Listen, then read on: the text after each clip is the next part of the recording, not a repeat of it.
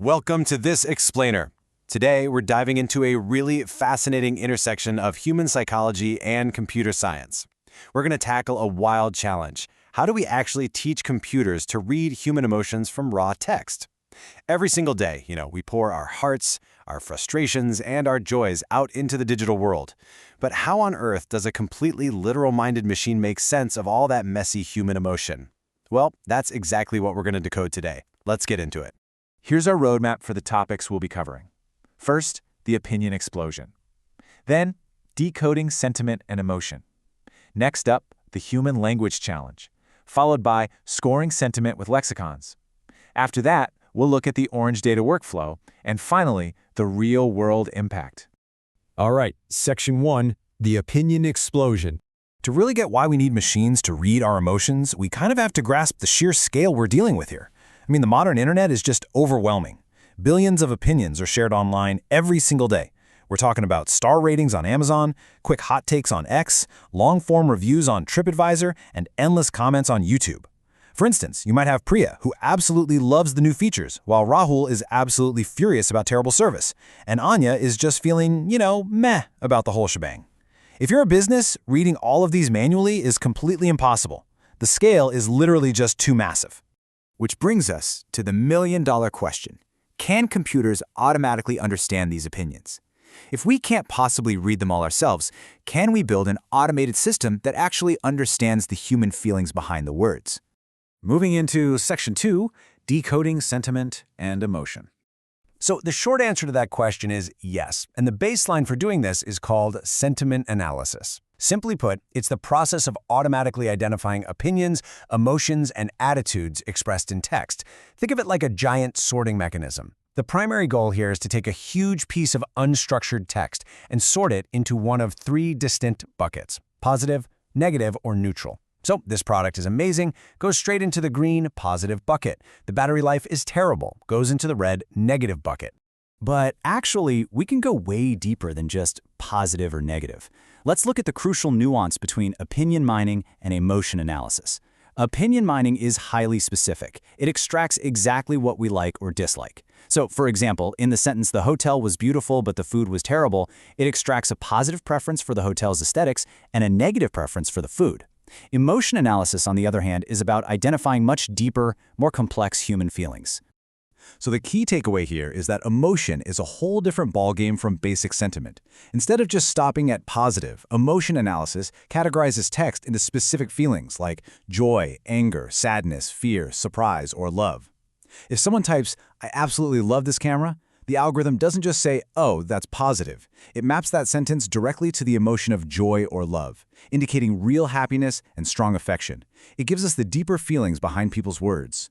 Section 3, the human language challenge. Now, it's not quite a walk in the park. Computers take things very literally, but human language, it is famously messy. Just imagine a literal-minded computer trying to read this sentence: "Fantastic, another software crash." An algorithm sees the word fantastic and instantly thinks, "Oh, great, this user is thrilled." But you and I know that this is pure biting sarcasm. This kind of phrasing completely breaks a literal-minded computer's brain. And sarcasm is just one hurdle. There are actually 6 major challenges that constantly trip up these algorithms. We've got sarcasm, obviously, which says the exact opposite of what is meant. We have mixed sentiment and negation, like saying something is not bad, which flips a negative word into a generally positive phrase. We also have emojis, irony, and slang, which is always changing depending on the region or age group. Because of all this, context matters, tone matters, and culture matters immensely.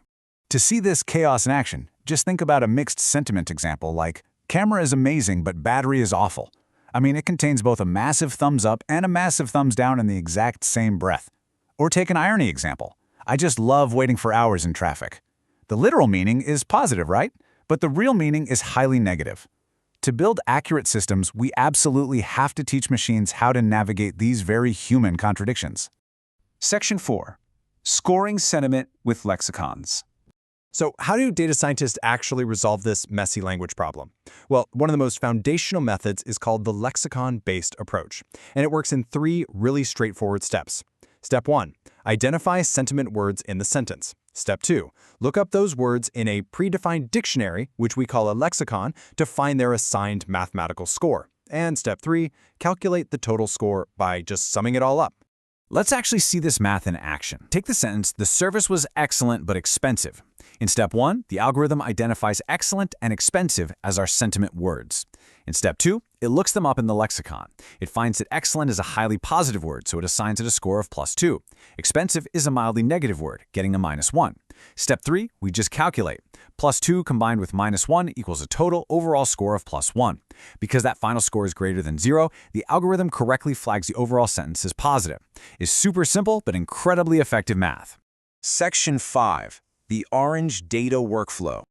All right, now that we've got the theory down, let's take these concepts out of the textbook and apply them using a really powerful visual tool called Orange Data Mining.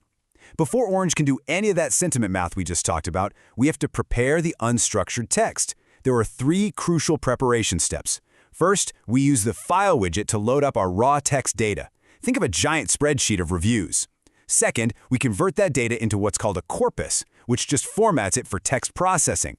Third, and honestly most importantly, we pre-process the text. This cleans the data. It converts everything to lowercase, removes punctuation, and strips out all those useless filler words, what we call stop words, so the algorithm only focuses on the words that actually matter. Put all of this together and you get this beautiful, visual, 7-step pipeline right in Orange. We start with our file, move over to the corpus, and then pre-process the text. Then, in Step 4, the magic happens. We apply the sentiment analysis widget, which uses those exact lexicon dictionaries we just discussed to score the text. From there, Orange lets us visualize the results. We can push the data into a data table to see the exact numerical polarity of every single review. We can generate distributions to look at pie charts showing the percentage of positive versus negative feedback. And we can even spin up a word cloud to visually pop out the most frequent words driving those sentiments. It perfectly transforms total unstructured chaos into organized, visual insights. Section 6. Real-world impact. So, we've seen the theory, we've seen the software, but where does all this computational heavy lifting actually drive decisions in the real world? Ultimately, sentiment analytics is completely universal. E-commerce platforms rely on it to track product reliability without having a human read every single review. Food delivery apps use it to monitor restaurant quality, but it goes way beyond retail. Healthcare providers are using it right now to analyze patient feedback and improve their bedside manner. Educational institutions use it to evaluate course materials based on real student reactions.